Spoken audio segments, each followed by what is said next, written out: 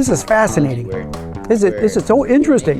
You gotta come see this. We want to be the competitor to DJI. Here, hold my beer. And that's not even a very difficult thing to do.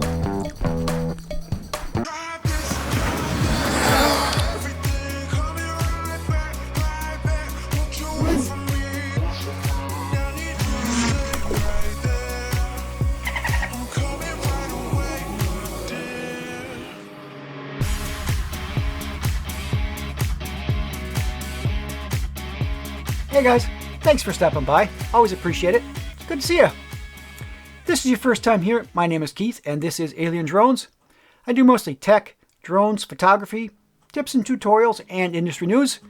And I'm not going to ask you to subscribe right now, but if later in this video you have found something of interest or value, I would invite you to subscribe at that time.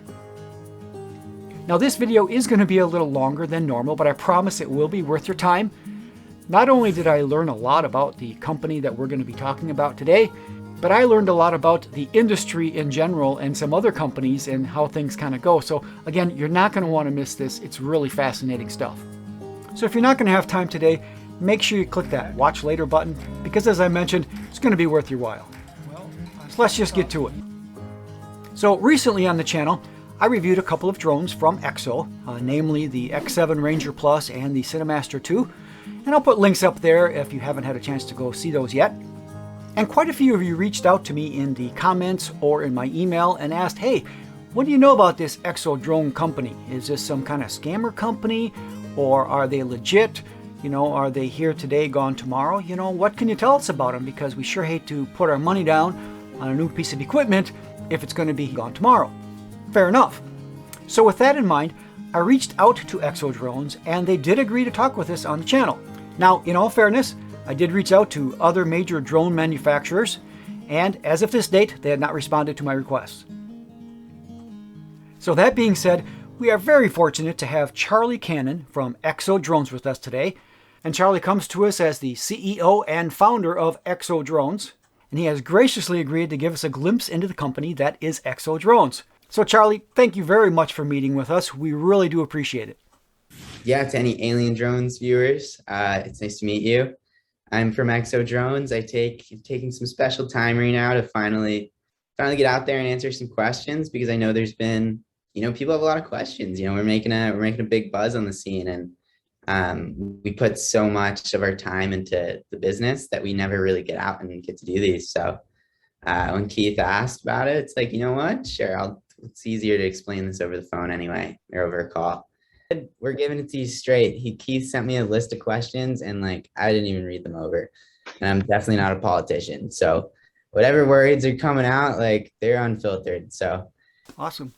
Appreciate that. It's fun you say that when I reached out, because of course, when I posted the videos, on the X7 Ranger and the Cinemaster, everybody kept asking me, well, what is EXO, or who are these guys, or where are they based, how long they've been around, is it something they just popped up, it's a pop-up shop, or feel free, let us know kind of a little bit about that, where you're coming from, how long you've been around, just kind of give us a thumbnail. That would be awesome.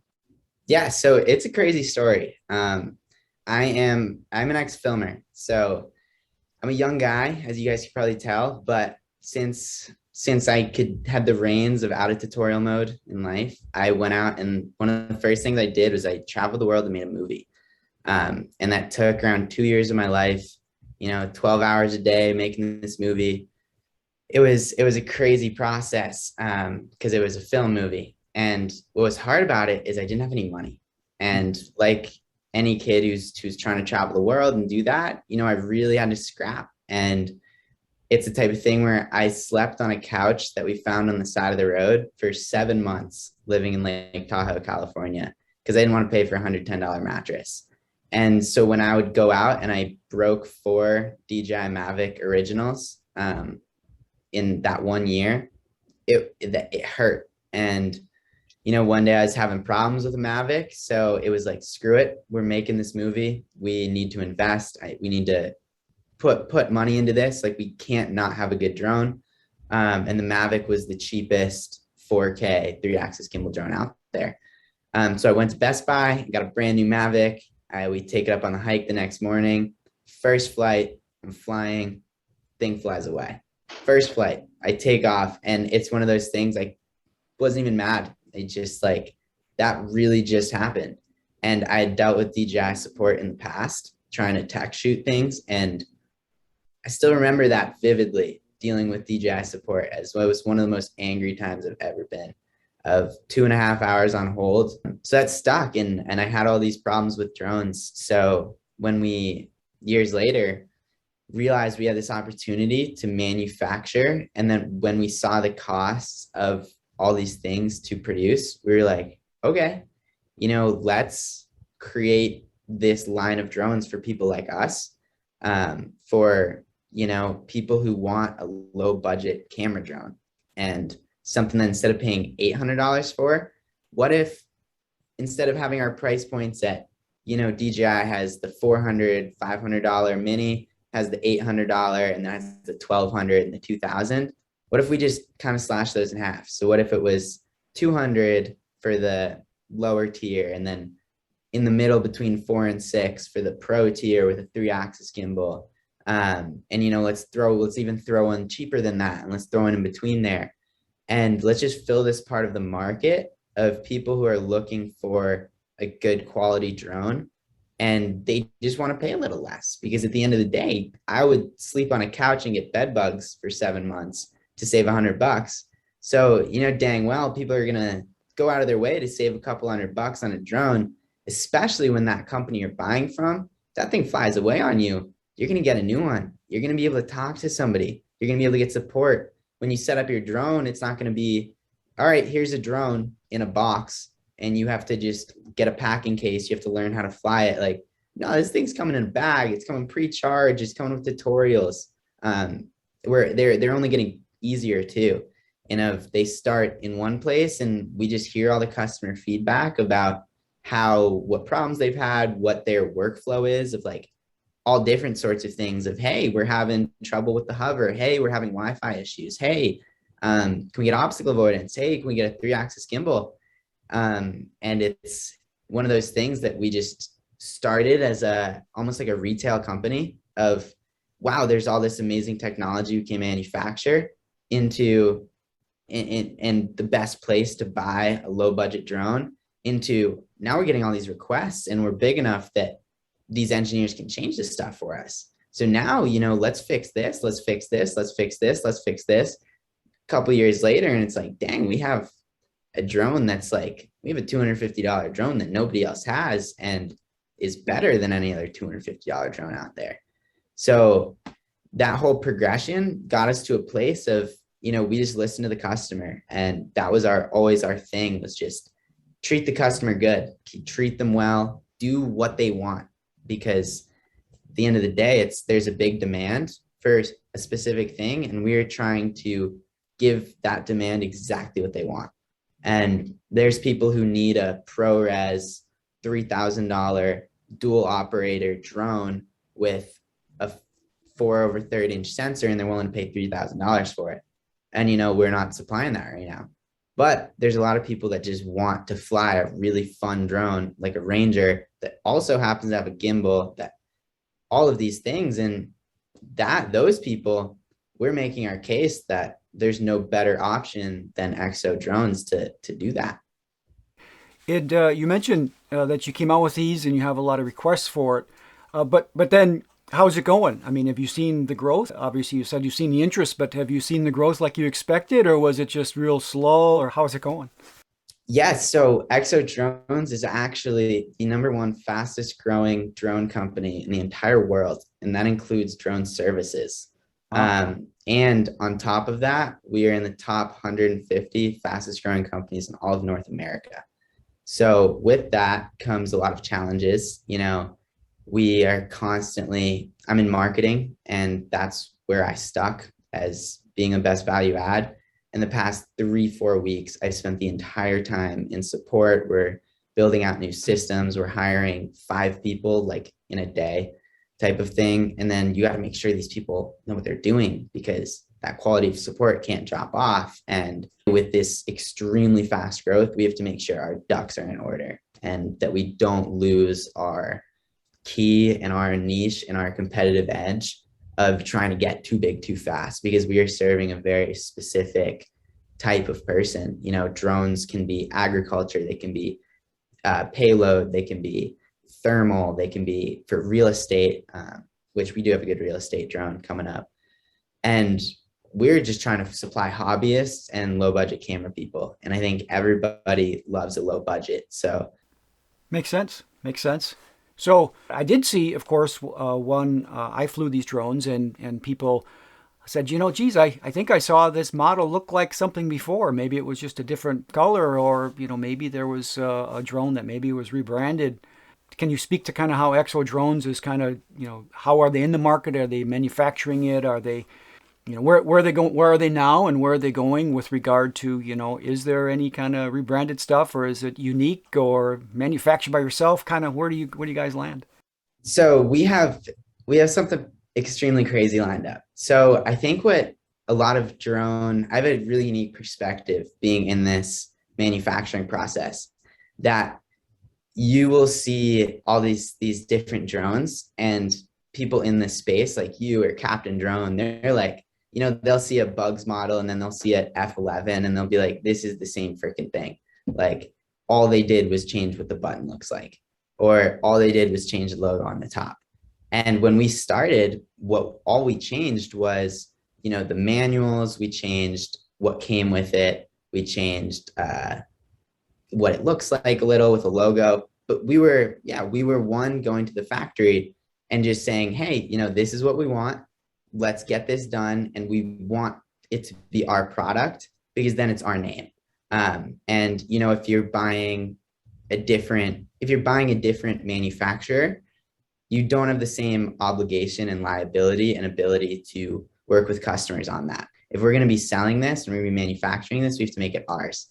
And one of the funniest conceptions about the whole industry is that people are rebranding other people's stuff. So it's like, oh, this drone is just a rebranded version of this. And in reality, there is about 4 main factories overseas that has all the best technology. And all of these companies that you think are the original, they are all taking these and becoming retailers of them. So all these drones that Ranger looks literally the exact same as an SG906. And people are like, this is a rebranded SG906. And people thought that at first, and it was very similar to it at first. But no, the SG906 is a rebrand. There is no original. There is this factory that has all these different components. So you'll see Holystone. They're the best example. That, oh my gosh, they make their own thing. No, they don't. They are taking different parts of technology and saying, hey, we want this camera on this shell. Make it happen. Hey, we want this new Wi-Fi extender. Let's put it on here. And now, oh, it's a Holystone. We have our own mold. And people do have unique drones. Like you get to pick and choose which parts you want to add to your drone and then make it yours. So what ended up happening with that is, at first, we're just taking the best we can, making an amazing product. We used to sell Original Ranger at $220. So it was really cheap. And as we got bigger, I was like, hey, our team's like, this thing has a 2-axis gimbal. Can we make this a 3-axis gimbal? Like, this is something that's extremely important to us.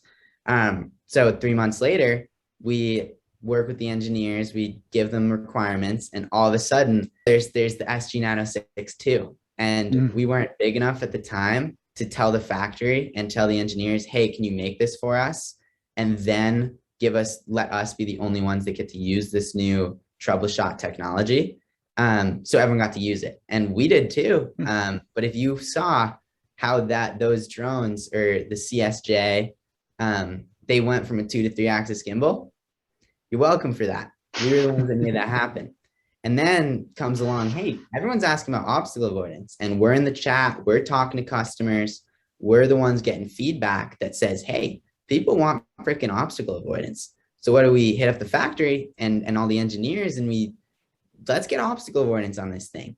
A few months later, we got obstacle avoidance. Still, everyone gets to use it. Then you look at different lines of drones, and there are other drones that are so similar, but they're still using the same obstacle avoidance module because we worked out the wiring and we were the ones that fronted, hey, let's get this done. Now they have this awesome technology. So like a system in GoPro, there's Hypersmooth, which is funny. You're like, oh, GoPro made Hypersmooth. Well, we have Hypersmooth on our old Cinemaster. Cinemaster 1 had Hypersmooth, and we didn't invent Hypersmooth, and GoPro took it. But there's this pool of technology that everyone just picks from. And GoPro's like, you know what would be great? Let's put this on our camera.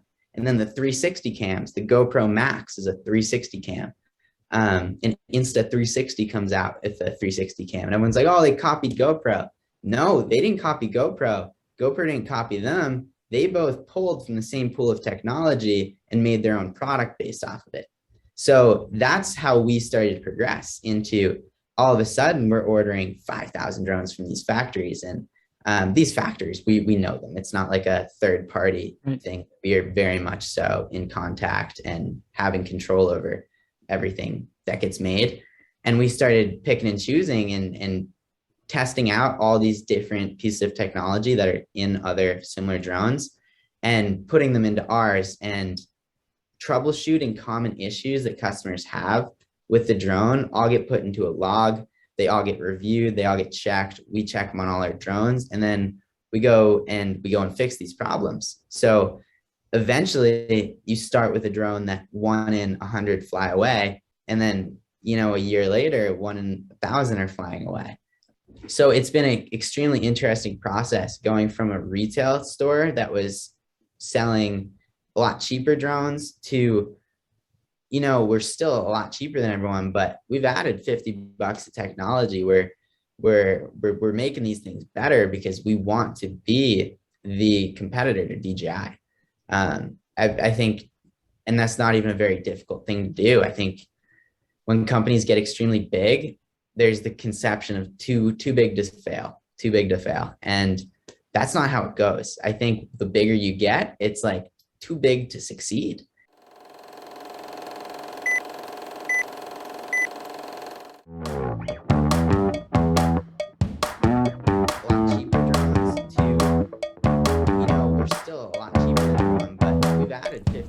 This is fascinating. This is so interesting. You gotta come see this. We want to be the competitor to DJI. Here, hold my beer. And that's not even a very difficult thing to do. When companies get extremely big, subscribe. There's the conception of and too big to fail. Like. That's not how it goes. Done. I think the bigger you get, it's like too big to succeed. Thanks. Keep it coming. It's like insane. They're too big and all these expenses pile up. So now they're selling, their drones aren't wildly overpriced. I think you get great value if you use them in the right ways, but they're so big, they got to afford a lot of all of these different processes, all of these different employees, departments, ventures that failed, that they have to pay for. It's so slow moving that you can't just get a good executive to just bang out 20 new things. They're done tomorrow. They got to go through 50 different hoops, so they're slower to progress. And I think at this point, they're finally starting to lose their grip on this market. You're leaving a huge chunk of the market behind. And there's one other deal that I'm all building up to that I want to let you ask questions, of course. But sitting right behind me, right here, is something nobody's ever seen before. This right here is, I don't even want to say the name, but that right there is going to be a game-changing drone. And there's 2 of them. That's the big one, and there's going to be a mini one. And these drones are being in conjunction with us and the best drone manufacturer in the world, which is Hubsan. And people think of DJI, and it's DJI is the best manufacturer in the world, and they were. They pretty much invented the drone as we know it in 2012, but 2015 with the Phantom 3. And never, ever had a company made a better drone than DJI for cheaper. People had made better drones. You can look at Hotel or Skydio or people are making different drones. None of them are cheaper.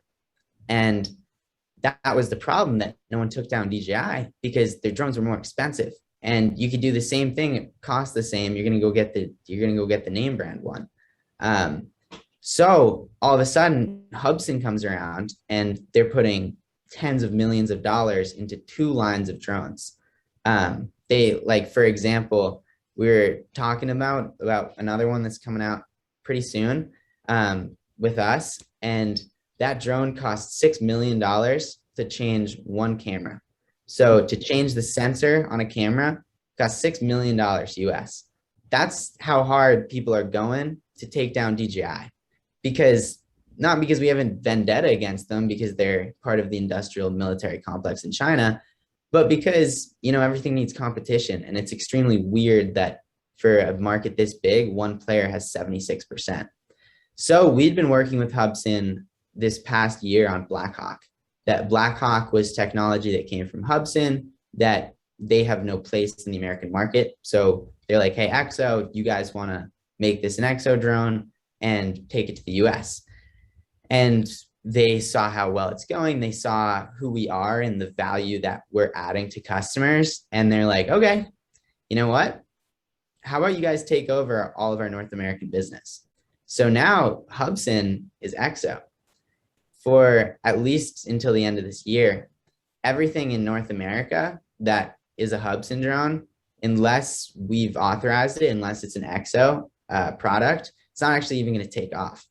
So we've now signed this agreement with Hubsan, to the best drone manufacturer in the world, and currently the best drone seller and retail end of these two are joining forces. And now DJI is about to have competition they've never seen before.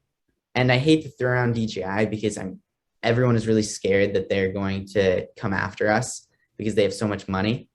But they know they're screwed, because Blackhawk Original uses a Sony Ambarella chip, and it is the only drone that uses a Sony Ambarella chip.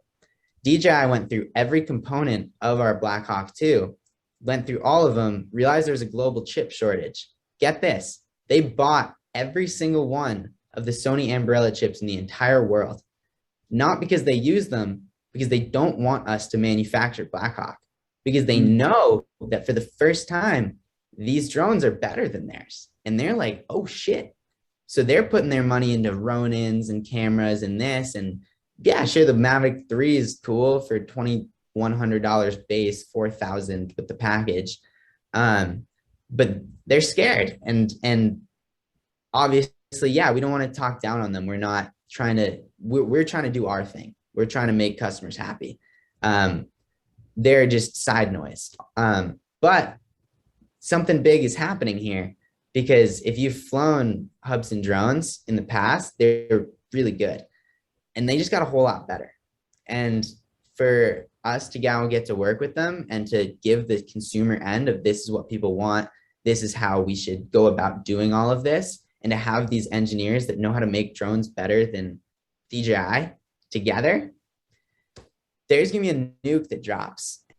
But, you know, we serve the customers, we have better products, we have better service. So I think in the end, we're going to come out, and who knows what happens to DJI, but, you know, a lot of customers are going to be very happy because of this deal. And a lot of drone consumers are going to get a lot better options because of this partnership that's made in heaven. And this is actually the first time we've ever talked publicly about it, but pens on paper, Hubsan and EXO are together. Like, do you even go to hubsan.com? It's gonna take you to our partnership now. Whenever we can get these drones out of the production line.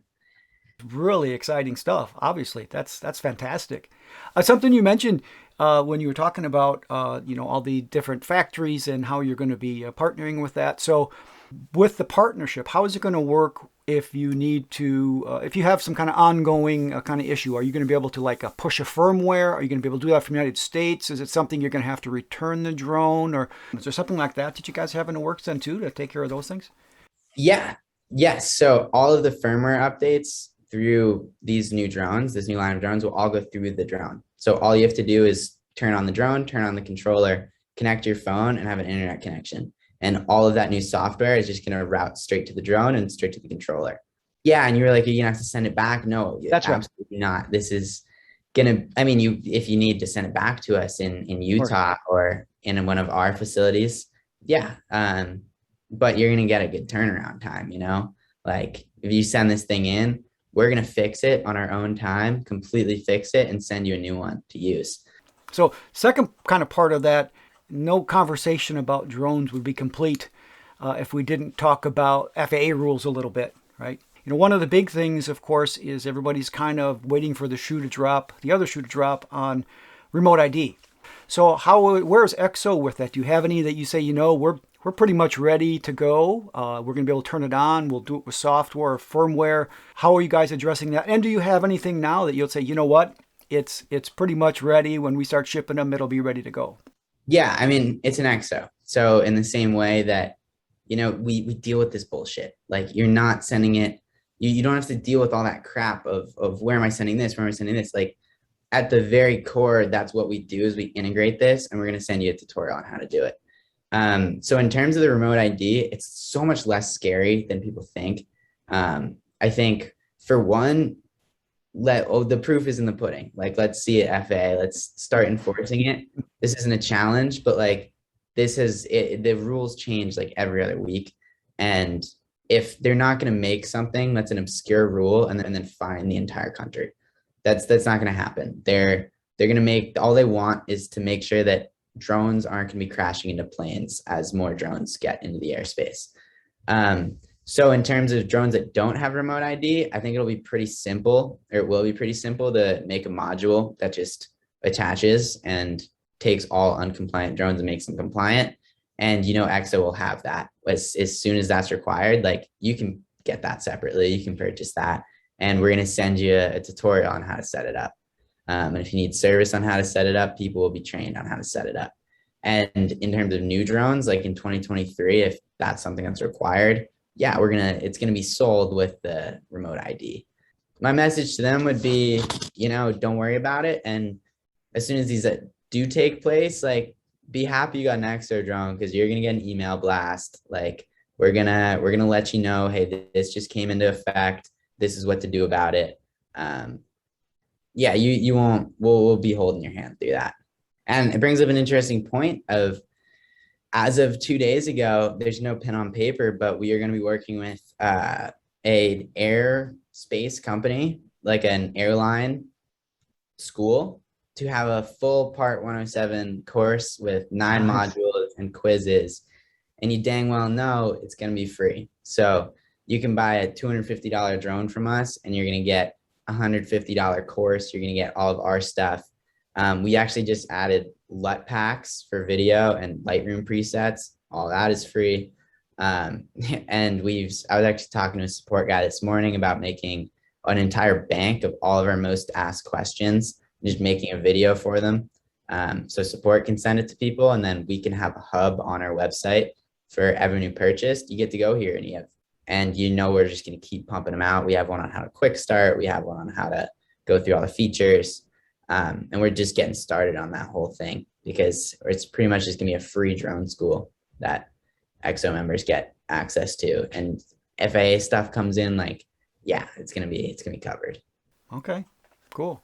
Well, that's kind of all the questions I had officially written down. But of course, I want to give you the opportunity. If there's anything that we missed or something that you thought about that you want to expand upon, is there anything that you want the world to know about EXO before we call it a day?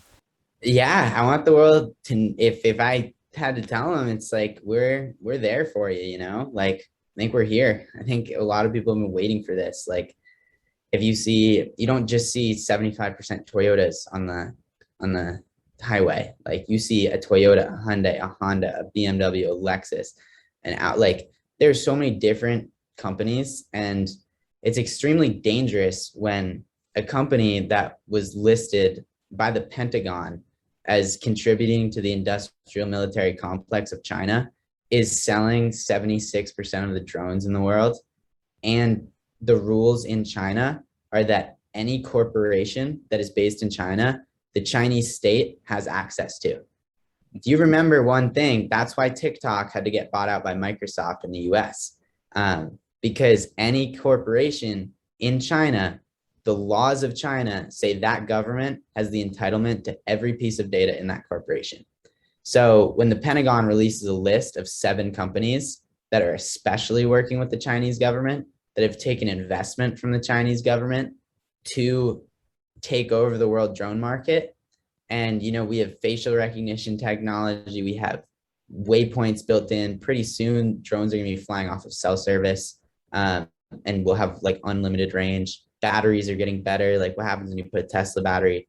It's very dangerous for a Chinese-owned corporation. And no, I'm not one of these people that's super against China at all. Like I'm glad their country went out of poverty so quickly. But it's very bad when 7 companies get tagged by the Pentagon as especially bad, and DJI is high on that list. It's like, uh-oh, we should be looking at this. And there was a rep from New York, like 2 days ago, that formally introduced a bill to the floor that would ban DJI from operating in the US. Is that going to go through? I don't know. But this is something that our literal government is implementing Homeland Security in the Department of Defense to try to protect us from a camera company. It's raising a lot of red flags. And even if they do continue to thrive, good for them. Like people should have the option to be working with a company and buying from a company that's based in Utah, that is abiding by American laws on data storage. And that's the same idea of, imagine Facebook was owned in like Turkey or something. That would be extremely dangerous. Like we're so lucky to have Facebook, Apple, Amazon, Google all headquartered in the US, because they abide by American rules. And if we need to regulate something, we can. And I think it's been a crazy run in the drone industry because they just blew up the market, took all of it, and then no one ever took it away from them. And, you know, if they're making customers happy, that's good, but people have to have this option of, you know, better drones or equal drones for cheaper. And cool. It's a good thing to have. Awesome. Well, thank you very much. Appreciate it. That's a ton of information. I learned a lot, even more than I thought I would. So I really do appreciate it. You know, I'm sure Alien Drones viewers really appreciate your perspective on things. It's pretty exciting. I mean, really, this is pretty exciting stuff. I mean, I can't say that enough. So I think what I'm going to do is I'll leave it here today. But of course, I know we miss things. I know there's going to be new things to talk about. You know, I know there's going to be new questions. The second this video comes out, people will have new questions. So if you allow me, I would love to touch base with you again in the future and maybe get EXO's new news or update some things or some additional things out to the viewers. That would certainly be appreciated. Yeah, man. Yeah, I hope so too. You know, awesome. Well, I appreciate it. I think we'll cut it off there. But of course, I look forward to our next visit, and I really wish you guys well. It sounds fascinating. So I look forward to flying the next EXOs for sure at some point. So I look forward to that, and you know, we'll talk again soon in the future then. Absolutely. End of March. Well, thanks. Have a great rest of your day. We'll talk again next time. You too. Thanks, all Keith. Right. Alien Drones viewers. Love you guys. Thanks, man. Thanks, guys. Wow, that was really interesting. I hope you guys enjoyed that as much as I did. I learned a lot of new things. That was a lot of fun. It'll be really interesting to see how these guys evolve, and I really do wish them well. It sounds like they're really on an exciting path for sure. And of course, if you didn't have a chance to check out the X7 Ranger and the Cinemaster videos, I'll be sure I'll put that up here, and I'll drop that link in the description so that you guys can check those out, because they are a pretty cool product, especially knowing that it was EXO's first introduction into the market, and it sounds like they've got some huge stuff coming up. So I'm really excited to look forward to those things as well. So as I mentioned earlier, of course, now would be the time to hit that subscribe if I've offered anything of value or you learned something you didn't know before. And of course, Charlie from EXO Drones did say that he would be willing to come back on the channel and talk more about the progress and the new things that are going on with EXO. So if you want to know about that, make sure you click that button, then you'll be notified when it pops up. As always, I appreciate you guys' time and making it this long into what is a very long video. But of course, until next time and next video, good flying.